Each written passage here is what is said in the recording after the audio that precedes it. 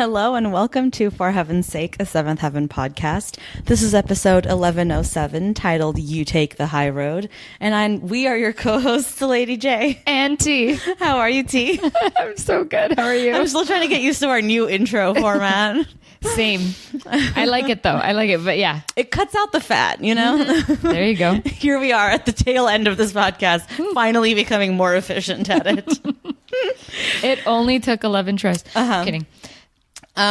So this season seems to be doing these like two-parter moments. Yeah. All season long. This is another one. Yeah. This and the next one are clearly like sister episodes. Guys, I apologize from now. I might mess this up. Oh, because they're so, Yeah. I know, they're so connected. I hate that. It's just, I'm everything's bleeding in. I know. And I figure, you know what? It's fine. Our listeners know at this point. Okay, cool. It's all good. But so this episode opens with the twins coming over. Oh, yeah. Because they're going to be staying over there because Eric and Annie have decided to up and fly to Scotland. I wish. And Ruthie calls Lucy. Yeah. All like in a tizzy. First of all, nice to see Ruthie again. Yeah. She hasn't changed a bit. No. Except she's way brattier. Like, Yeah. bitch got some claws in her. I was a little shocked by all that. Yeah. I was like, okay, you're annoying. Yeah. You're just annoying. She's just being a brat for being a brat's sake. Yeah. You know? So she's like yelling and screaming at Lucy, like, make them not come. They're coming to ruin my life. Yeah. Why is this happening? Talk to them. I want to stay. I have friends here. I have a life here. Blah, blah, blah, blah, blah. Yeah. And mind you, Lucy is still in that phase of like, she doesn't quite know what's happening. So when she finds out that Eric's going there, she takes it especially hard because she's like, okay, what the fuck, dude? Like, I've been trying to talk to him for a week now. Yeah. And now he's just up and left without saying goodbye. And that's when Kevin corners her. Yeah. And tries to like tell her what it is that he needs to tell her about Eric. And she doesn't want to hear it. No, she's not ready for it. She's not, I don't know. What do you think? Is she reacting good here? I don't, you know what I mean? Like, does her reaction make sense? Yeah, because, okay, on the one hand, we talked about this in the last episode. It was wrong of everybody to decide to keep this from her. Yeah. Right? And at the same time, Eric has told Kevin, like, he needs to be the one to tell Lucy because, like, that's her husband. Like, he can't do it kind of thing. So, okay. But now, I think this is what they were trying to avoid because now she's like not digging the fact that there's something that she needs to know. Yeah. And Kevin's trying to be like, okay, Luce, like we got to be adults here. Like your dad asked me to tell you, so I'm trying to tell you. And she's like, you're just springing things on me, whatever. Yeah. I don't know how to feel. Because on the other hand, it's like, I get it, you know? I mean, I get it, but at the same time, it just felt a little wishy-washy in the sense that, okay, wait a minute, this is not what she was saying last episode. Now you're upset. That's what I mean. Like when the emotions are inconsistent, at least whatever she's expressed was not expressed here. She does say something though that really caught my attention when she says like, I hate surprises. Yeah. Like clearly that's like her PTSD talking from the summer, you know? Yeah.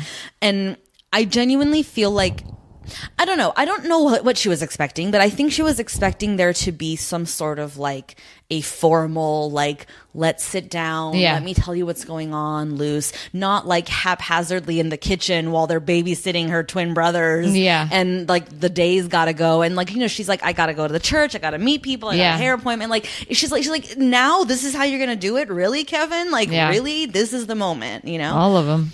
And, you know, and he's like, let's just go outside. And she's like, no, I don't even want to talk to you anymore. You know, she's like really pissed at him, which she's just taking out her frustration on him, which duh. But yeah, I don't know. Lucy's obviously like dealing with a lot. And then she's got Ruthie fucking calling her, which is like not helping anybody. I think Ruthie just, fed Lucy's like come to Jesus moment in this episode. Unpack that a little bit. What do you mean by that? Everything that Ruthie is kind of like a smidge of Lucy's reaction. This selfishness of, I don't want to know, I'm not ready for my day. She doesn't want the burden. Okay, I get that. She's just not ready for it, and she's being. But Ruthie is the exact mirror that she needed, because she's bratty. She doesn't want to come. You're ruining my life. They're gonna come and take over. And she's like, oh my God. Like, so I think she kind of recognizes a little bit of herself in that. I think you're absolutely right. And I would argue that the Sandy story is also that. Because a lot of the advice Lucy gives Sandy about how to handle the Daniel situation is like advice she should be giving herself of how to handle her Eric situation. That thing was so fucking weird. The Sandy thing? Yes. Oh my God. How they threw that in there. I could write a fucking thesis on the hilarity, like in a bad way, of this fucking shit, dude.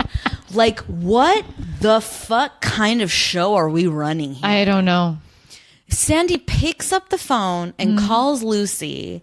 I can't see Daniel another day. Only I'm gonna have to, because he's practically in every class that I'm taking.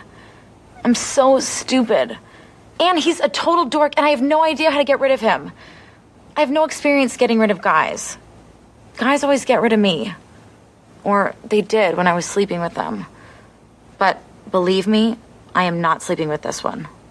Ever. No, of course not. Maybe I should just get it over with and sleep with Martin again. I'll probably end up doing that anyway. How did you jump to that conclusion? I don't know. I'm desperate. Sandy, you're making this more difficult than it has to be. You know, I'm sure there's a nice way to tell Daniel that you don't want to see him anymore. I'm trying, but he just doesn't want to hear it.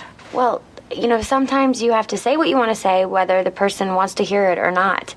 I mean, I'm sure that there is a nice way to tell Daniel that you don't want to see him anymore, that he understands. I did. I said, Daniel, I'm sorry, but I don't want to see you anymore. Just like that, point blank.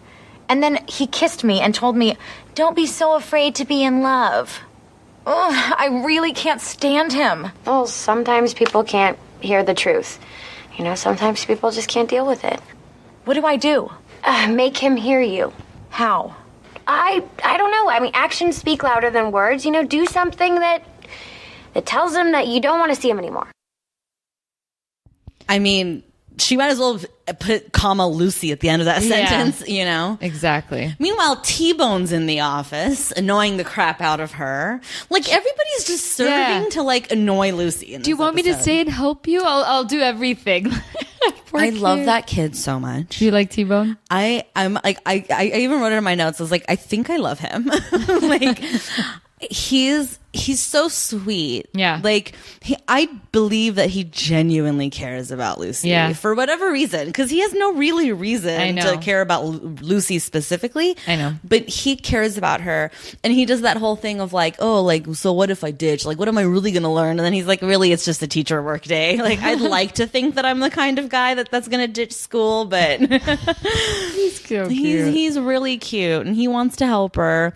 But then Lucy has to be like, okay, no, like what happens between me and my husband and my family, that's none of your business. Like, calm down, you know, T-Bone, with your ways. Seriously. So I feel like we're getting all over the place. Okay.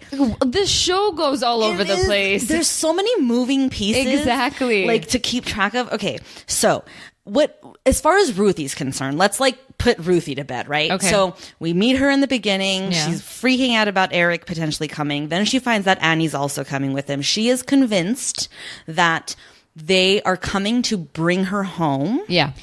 And then her dorm mate guy, when she tells him how, you know, my parents are coming and blah, blah, blah, they blah. Just sprung this on me. He goes, oh, well, my parents did that when they were telling me that they're going to get a divorce. Uh-huh. So Ruthie loses her shit, seeing her frantically searching for her phone charger so she could plug it in and get juice back. It's like so today. Yeah. I love it. Like, that is so my life with my shitty ass fucking phone. Like, scrambling when it's at 15% to find the charger so it doesn't die. Oh my gosh.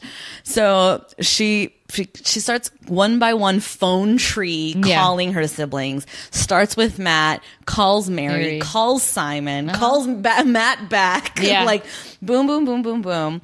And then all of a sudden, Lucy starts getting calls at the house. Yeah.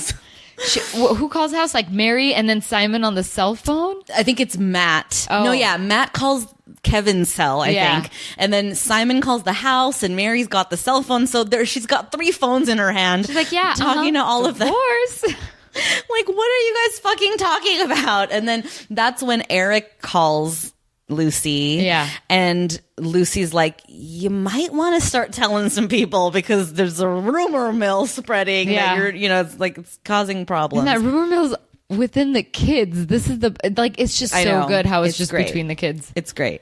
And in that conversation, though, when Eric calls Lucy from the airport, quick sidebar, notice that Annie's not in this episode at all. She's mentioned, but she's never in it. Yeah, you're right. This is weird. Why is she not in this season as much? Don't we know she's the star? I know. I mean, she's our star, that's for sure. Yeah, for sure. But anyway, so when he calls her, he does that thing of like, that anecdote about the cats on the roof. Did you know that? Was that familiar to you before this? No, it definitely wasn't. I didn't know it either. I wonder if it was like a real thing or something that the show made up. And here, I made a note to myself, like saying, look up if it's real. It feels like it's a real thing though, because the show's done that before where they've pulled from... They don't really like make shit up in their own lore, Yeah. It's a cute. It was a funny joke. It was really, I think, perfect. Yeah. Like it delivers a bit of comedy at the end there, which you need, and it really does send the message to Lucy, like, okay, now you know. Yeah. So let's like be smart about how we communicate this to people because we don't want to like rile up the masses, over something that we're not 100% sure about yet. I don't know. I like that. I like that a lot. Yeah. And Lucy's like, call Ruthie, Dad. Like, call her before you get there. Seriously. Because she needs to hear from you. And he's like, okay, I will. And then he wants to say goodnight to the boys and stuff. Like, it's really cute. And basically, Lucy's declaring war on this this battle that they have ahead of them. Like, she's just like, she decided like she's gonna be a warrior. Yeah. I mean, which is what we always knew was going to happen. I know. She had to get there in her own way. Yeah. And now she's there. Yeah. Finally. And I like it. They keep doing this thing in this episode where they're talking like, I think the plan is that they're going to gather up all the kids and we're going to sit down as a family and we're going to talk. And I was like, that's such a nice thought. Right? Yeah. Because I'm sure from a writing perspective too, Brenda Hampton's like, if I can get them all here, like we can actually make that happen. So like, let's start like acting as if it could happen kind of, thing. True. But we know it probably doesn't. Actually, I know it doesn't, at least for sure. Not with like Mary or whatever. So yeah, definitely not.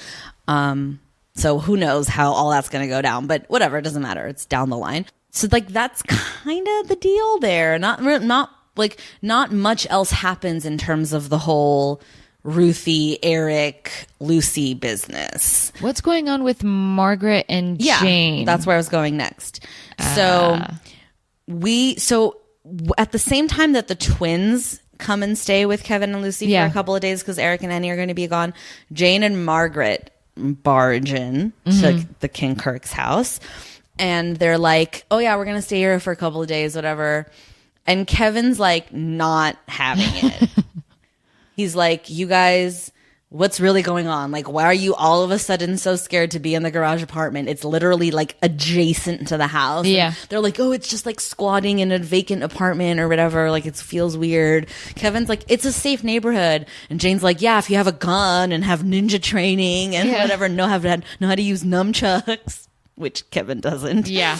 He's like, got a gun. Does he know how to use nunchucks? Maybe. I don't know. I feel like Kevin's a random like enigma. Imagine if he did. Yeah. There's going to be an episode. I need to see a scene of him doing that. Oh shit, that would be so funny. So she's like, we're scared. And Kevin's like not buying it for a minute. I'm not buying that you're scared unless suddenly you have a reason to be scared. What happened to the three of you? You seemed so independent and obnoxious when we met you. Now suddenly you're scared of your own shadows. I haven't changed. You know what I mean. The problem is actually more philosophical. See, with the Camdens gone, we're feeling insecure and we're facing the possibility of a loss. And that's leaving us feeling extremely vulnerable. You're lying, and you, and you. Who's after you? No one. Liar. Don't even think about it. Think about it, because you all need a place to stay. A place close to me, apparently. So who's after you? Her husband? She's still at it. Fucking Margaret doesn't say 2 words, but every word she fucking says puts Jane on blast. Yeah. Uh-huh. So we learn that Jane is married. Yeah. And she married an army guy. Basically. Who's being shipped off for basic training. I believe so. Like, so he's just signed up or whatever. Yeah. And she met him and they got married because she was looking to get his army benefits. Yeah. Or whatever. Mm-hmm. And the way that Kevin puts it is like, she took one look at the housing situation and wanted out. Which, what does that say or mean? Or what's that supposed to be a comment on? Exactly. I have no idea. Like, there's plenty of like decent housing, like on the camps or whatever they're called. You know, what are those places called? Bases. Bases. In the camps. You know. You know, it's like people make it work. Like, oh, is it too much? Like, are you too good for it, Jane? Like, fuck off, bitch. Girl, I live in my car. Yeah, really. So anyway, so then I forgot about so much that happens in this episode. It's all about teaching her responsibility, right? Yeah. So anyway, so Kevin's like, why don't you call this guy and have him come over here and we'll talk about what your options are? Because Jane's whole thing is like, she wants a divorce. Yeah. Like, she's ready to be out of this marriage and she's just trying to wait it out for a couple of weeks till he gets shipped off. Yeah. And then he'll be out of her hair and she won't have to worry about it. And Kevin's like, okay, but you'd still be married. Like, what is happening? So, and she's like, I don't even want his benefits. So, okay, then let's make this happen. So Kevin's like, call him over here and we'll have a chat. Yeah. And Jane's like, I don't want to do that, obviously, because she's lame. I don't like Jane. She bugs me. Yeah. She rubs me the wrong way. She's too brash. Yeah. I hear you. She's not one of my favorites. She doesn't seem to have any like redeeming moments. She's just is who she is and it's like annoying. Mm-hmm. You know? She is bratty. She's always ready with a comeback. It is just like, dude, just leave shit alone. Like, look at yourself right now. Look at the position you're in. Yeah. Look at these people who have opened their homes to you and who have like welcomed you into their lives, and you have nothing but shitty things to say constantly. Like, she's so annoying. Anyway, long story short, she calls him over. Yeah. And it's this hilarious thing where you never actually see the guy. I know. I'm like, are you trying to tell me you're going to give me a possibility of showing me this guy, or we should forget about him completely? Or I'm going to guess we're never going to see him again. Oh, I was like, what if it's wiggle room to see? Yeah, maybe. I don't know. But like literally he's sitting there. Yeah. With his back to the camera, talking to Jane and Kevin. Yeah. And Jane's like explaining to him, like, so you see, I never really liked you. I just was marrying you for the benefits. Yeah. So I think we should get divorced. And he's kind of like nodding his head. Yeah, like I understand. It's almost like they couldn't get somebody to play that role. Like casting failed. So they had like one of the producers just like sit there with the in uniform. Like, I don't understand. I love that casting failed. What else other explanation for this is there? Yeah, I can't imagine. What a weird fucking scene too. And it's filmed from like far away. Yeah. Like you're not even in the room with them. It's almost like you're voyeuring from the kitchen or some shit. Like, it's so awkward. Why?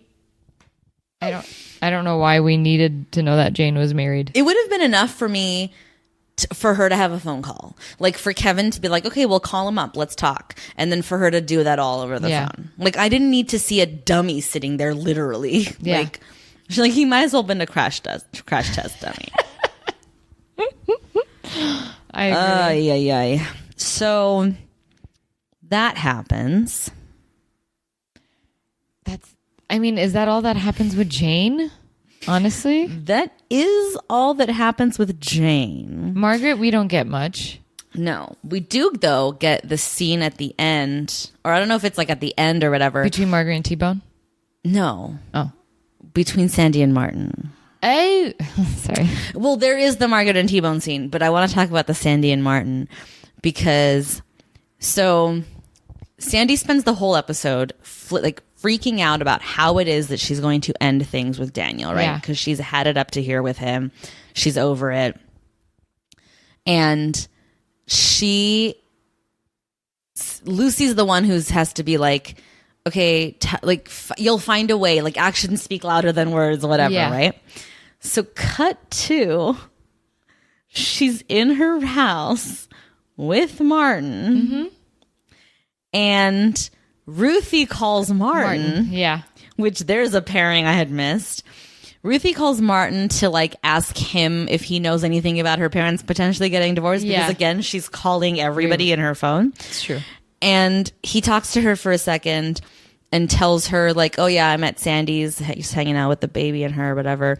Ruthie's like, tell Sandy I have a boyfriend, which this girl, like one last twist of the knife, you know? Tell Sandy I have a boyfriend. Martin hangs up the phone with Ruthie. And we learn that Sandy has told Martin that she will marry him. Yeah. And he's like, what made you change your mind? And she's like, I don't know. I just did. And he's like, okay, let's do it tomorrow after baseball practice. And she's like, can't wait. Yeah. What? Uh-huh. What? Yeah, that's how you decide to get married. And then they both have this like very serious conversation of like, well, you know, we want Eric to marry us, but like it, you know, he's away right now, so it's fine, whatever. And like, you know, if we invite our parents or like our dads, like then we have to invite the Camdens, and then it's the whole thing. Let's just each invite a friend, and it'll be fine. And Sandy's like, okay, that works. And Martin's like, but not Daniel. And Sandy's like, no, not Daniel. What is this hot garbage? I don't know. What? That's my reaction to that.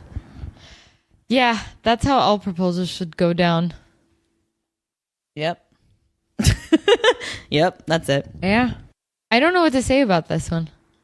This whole episode? Well, no, okay. Martin and Sandy. Yeah, I just don't understand this. It's literally just her desperate attempt to get the Daniel monkey off her back. Okay. That's all it is. I know, but like, and mind you, we've said from the beginning, like, what the fuck is Daniel's deal? And even she said from the beginning that she was like lukewarm on him, you know? And then she's like kicking herself because she said that she loves him and stuff. And it's like, well, Sandy, you fucking dug your own grave on this one, man. Yeah. Like, know your feelings. You really think that marrying Martin's going to be the way to get Daniel off your back? Like, yeah, he'll get off your back, but then you'll have another guy on your back. Like, is that really what you want? Like, she's so stupid. And Martin. No, Martin's the biggest idiot of them all. Coming in here with his ruddy ass face, trying to be all, I want to marry you. What are you, 12? I know. Even the conversation that Sandy has with Lucy, like her explanation, like, I don't know how to get rid of guys. They're always getting rid of me. I know. It's so like, you know what it is too? I think the problem that I'm having with this episode as a whole is like, it's a lot of drama. Like, and it's like, what happened to the show? Like, I don't know. It feels weird. Whiny. It's whiny, but it's also like, I don't know. It feels contrived. Yeah. Like, these are not who these people are. Ruthie is not this bratty. Yeah. Sandy is not this stupid. You know? Yeah. Lucy is not this unforgiving. She refuses to bend at all. Yeah. In the beginning of this episode. She fucking throws a fucking book through the church window in her anger. That's not Lucy. Exactly. Like, the whole thing just feels off somehow. It feels forced. All the conversations are just trying to hang on, like, to the brattiness of everybody, to the drama. They're just trying to, it's just annoying. It's like, ooh, look, we're teens. We're on the CW now. Exactly. I know. So to the point you made earlier, right? After all this goes down, T-Bone brings Margaret a bowl of ice cream. Yeah. And she's like, thanks, whatever. And he kind of is trying to be like cutesy with her. Maybe he kind of likes her a little bit or something. I don't know. Because he's like, you're not married, are you? And she's like, no. And he goes, you will be someday. And you're going to have lots of babies, like whatever, which who are you, you know? Yeah. But I think he meant it from like a cute place of like, you're going to be fine kind of thing. And she's like, no, whatever. And he's like, you'll talk to me one day. Like, you'll open up kind of thing. Yeah. And she goes, well, there is one thing I feel like I should tell you because I just think it's not fair. And she spills the beans that Jane called T-Bone's mom. Yeah. Mm-hmm. And his mom is coming. Yeah. And T-Bone has to be like, wait, what the fuck did this bitch do? Yeah. That's gonna be interesting. So, I feel bad for T-Bone here, only Me because too.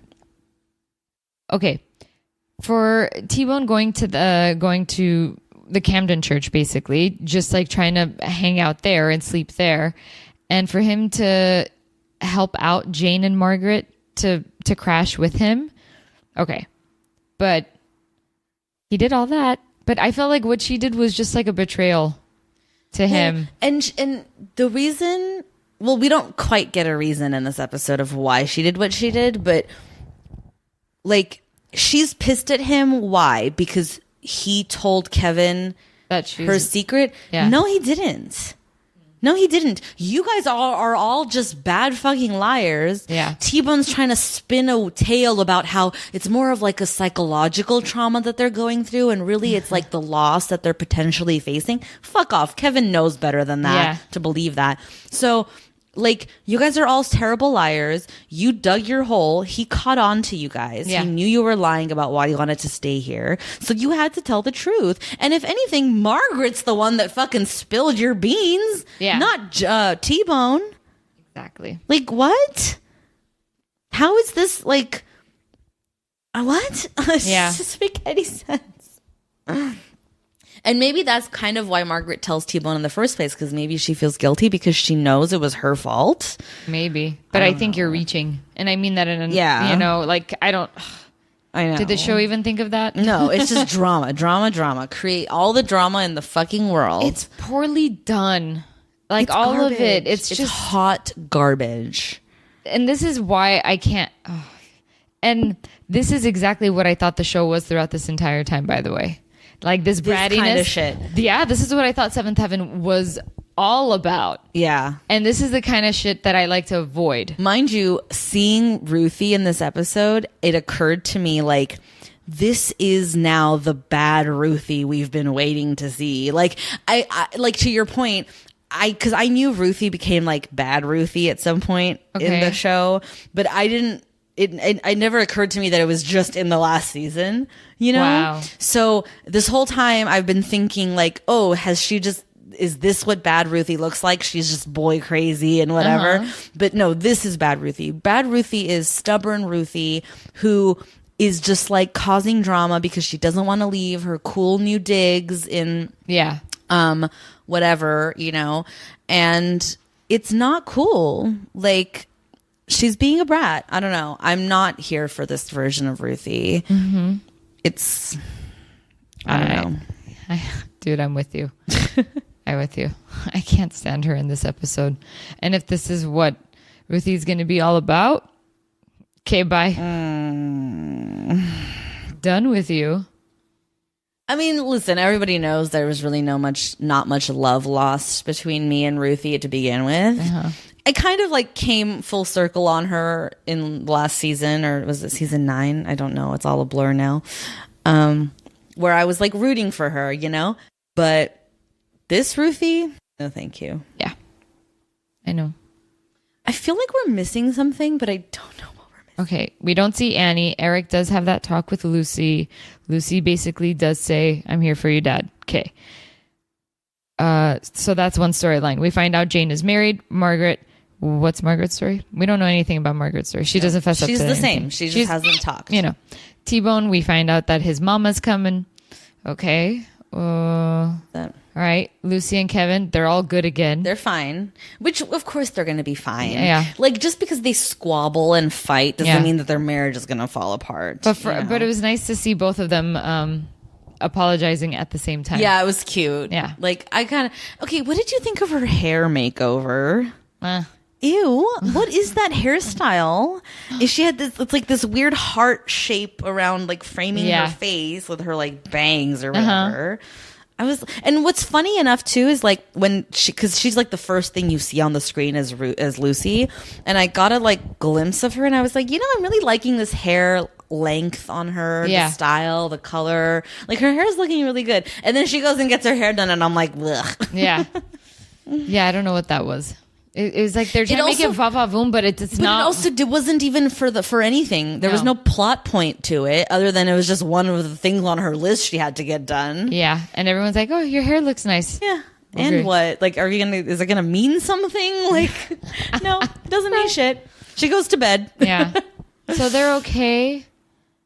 Sandy and Martin are gonna get married. What? She's like, yeah, I really want to do this tomorrow after your game.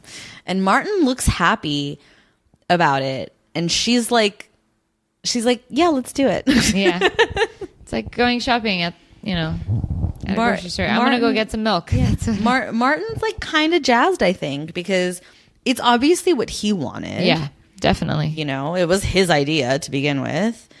And now it's happening. I don't know. I'm getting weird, like, Rose and Simon vibes from, like, flashbacks from all of this whirlwind Martin and Sandy business. Like, it's like, why do you rush? Like, what are you going to a fucking chapel for? Yeah. Like, that's not how you get married on the show. Eric does it.